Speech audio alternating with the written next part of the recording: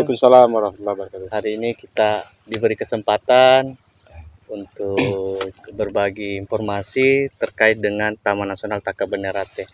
Baik, kali ini perkenalkan saya Sudarman bersama Pak Radwan sekaligus Kepala SPTN 1 Taman Nasional Takabonerate. Kali ini kita akan meminta sedikit informasi nih Pak terkait dengan Taman Nasional Takabonerate. Pertama-tama terima kasih kesempatannya Pak untuk bisa berbagi informasi terkait dengan Taman Nasional Takabonerate. Baik Pak, untuk pertanyaan-pertanyaan ini Pak, ini Taman Nasional ini kait apa dalam hal pelestarian apa seperti itu Pak? Iya, memang Taman Nasional Takabonerate ini merupakan kawasan pelestarian alam yang mandatorinya adalah bagaimana kita diamanahkan oleh undang-undang atau mandatori yang kita kenal dengan bagaimana kita mengamankan, melestarikan terumbu karang, satu. Kemudian yang kedua itu bagaimana kita mempertahankan potensi kima raksasa, Tridacna gigas. Kemudian bagaimana penyu itu selalu ada di sini, dan kemudian triton. Jadi keempat mandatori inilah yang menjadikan kita atau menjadikan kawasan ini seluas kurang lebih 537.000 hektar di Kabupaten Selayar ini sebagai kawasan pelestarian alam. Artinya apa? 4 mandatori tadi itu harus selalu ada di dalam kawasan Taman Nasional Takabonerate ini. Terkait dengan terumbu karang tadi, itu yang utama karena terumbu karang itu merupakan rumahnya segala hunian alam ini, baik itu ikan, karang ataupun potensi-potensi lainnya. Seperti itu. Oh baik ya.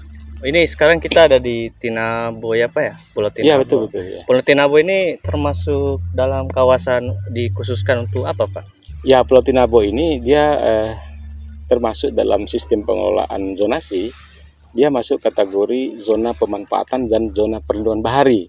Artinya apa? Pulau Tinabo ini lebih diarahkan pada pemanfaatan wisata alam. Di mana di Tinabo ini kita dapat melihat beberapa objek daya tarik wisata alam. Di antaranya misalnya panorama alamnya yang begitu bagus, pasir putih. Kemudian di sini kita bisa bermain dengan baby shark. Kemudian juga di sini banyak pohon cemara yang agak dingin begitu ya, karena ini ada program atau kegiatan di mana pengunjung datang ke sini, mereka akan memberikan sebuah kenangan berupa menanam sebuah pohon. Artinya selain beberapa hal tadi juga yang sangat menarik di sini adalah beberapa spot diving. Spot diving antara lain misalnya di sini ada spot aquapora, spot corina. Dan yang lebih menariknya lagi di sini ada beberapa kima raksasa yang masih utuh.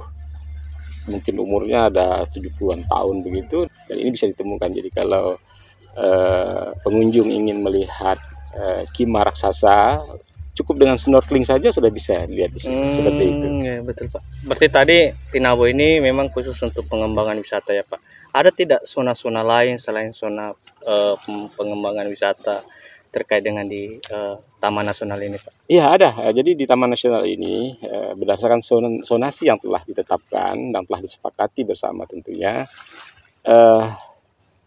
zonasi yang paling besar itu sebenarnya adalah zona tradisional. Artinya kurang lebih 90% itu zona tradisional dari luas 357 hektar itu. Artinya apa?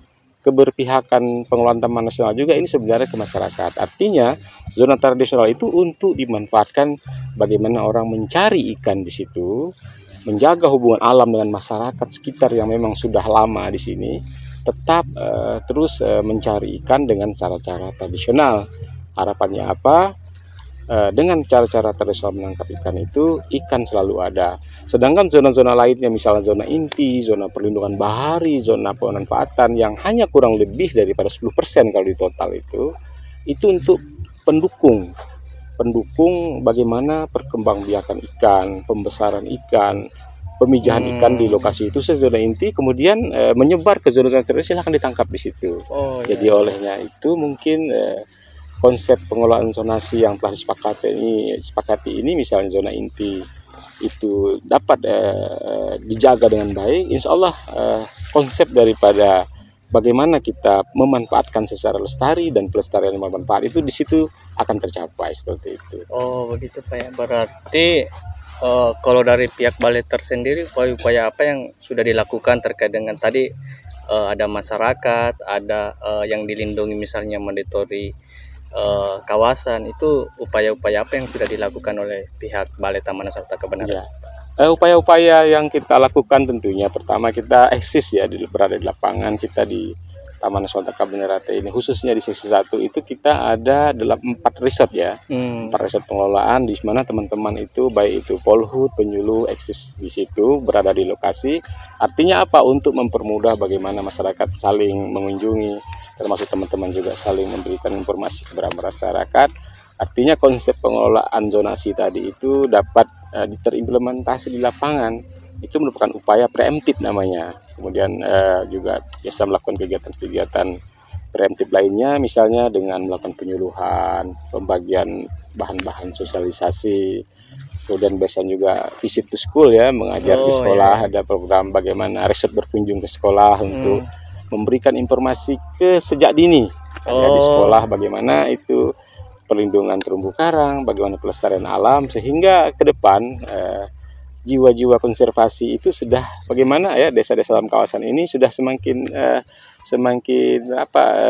peduli terhadap kawasannya seperti itu. Oh ya, berarti sudah banyak upaya-upaya yang sudah dilakukan ya Pak. Terkait dengan kegiatan-kegiatan yang sangat bermanfaat kayak misalnya pemberdayaan atau kegiatan pengawasan, itu kegiatan yang tahunan yang sering dilakukan seperti apa? Ya, pelibatan masyarakat secara langsung ya memang itu kita rutinitas. Ada yang namanya masyarakat Mitra Polhut. Nah, masyarakat Mitra Polhut ini masyarakat apa ya, yang peduli begitu, ingin bergabung ke kita secara langsung untuk melakukan pengamanan. Pengamanan ini dimaksud adalah bagaimana kita berpatroli bersama. Patroli di sini kita lebih titik beratkan kepada pencegahan. Bagaimana laut itu kita ada personil Polhut, ada MMP bersama masyarakat, dan itu kita harapkan dapat mencegah destruktif yang ada. Kemudian juga masyarakat biasa kita juga melakukan pemberdayaan dalam hal bagaimana kita membuat produk-produk olahan yang dari ikan, misalnya abon, misalnya ikan kering yang dikemas dengan baik, dan ini sudah mulai kita upayakan, apalagi teman-teman dari WCS juga telah banyak melakukan pendampingan atau kolaborasi bersama dalam hal pemberdayaan masyarakat ini seperti itu. Berarti banyak yang terlibat Pak ya untuk sama-sama bagaimana melakukan pelestarian di Taman Nasional Taka Benerate ini Pak. Salah satu yang sering stakeholder lain Pak, apa-apa saja dari instansi atau apa? Ya, atau pemerintah desa mungkin ya Pak? Saya kira stakeholder semua banyak ya yang telah bekerja sama dengan tentunya pemerintah daerah.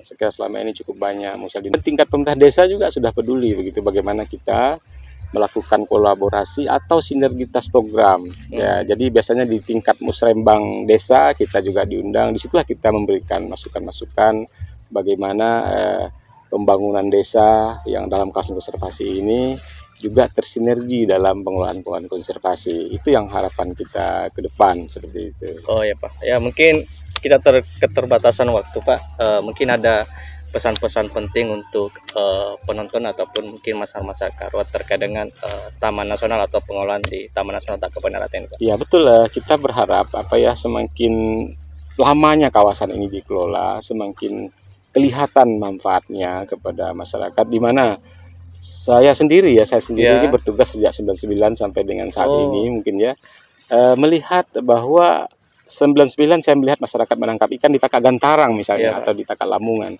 dan begitu saya balik lagi pada tahun 2019 saya menemui masyarakat yang semula saya temui itu juga menangkap di situ lagi.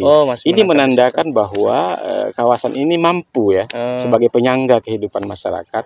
Mereka tidak jauh-jauh mencari ikan. Inilah harapan kita, orang semakin banyak sadar untuk pentingnya melakukan pelestarian alam ini, yang tujuannya tidak lain adalah bagaimana tetap mempertahankan sumber daya alam yang pada akhirnya adalah menyokong untuk sumber daya ke masyarakat juga. Bagaimana ikan-ikan yang ditangkap ini kan memang dari laut yang memang dalam kawasan, sehingga itu tadi kuncinya tercipta apa yang kita maksudkan dengan pelestarian yang bermanfaat dan pemanfaatan yang lestari, seperti itu. Baik, terima kasih Pak. Tadi Terima banyak kasih. sekali informasi yang kita sudah terima terkait dengan Taman Nasional Takabonerate. Ya mungkin itu saja terkait dengan sharing kita hari ini. Mungkin ke depan kita akan melanjutkan untuk episode kedua terkait dengan kegiatan-kegiatan apa di lapangan yang sudah dilakukan. Mungkin itu waktu Ya. saya terima kasih banyak Terima Pak kasih waktu dan ya, Mas Darman, kesempatannya. ya. Ya mungkin itu saja yang kita bisa sharing. Saat kami akhiri dengan ucapan Assalamualaikum warahmatullahi wabarakatuh. Waalaikumsalam warahmatullahi wabarakatuh.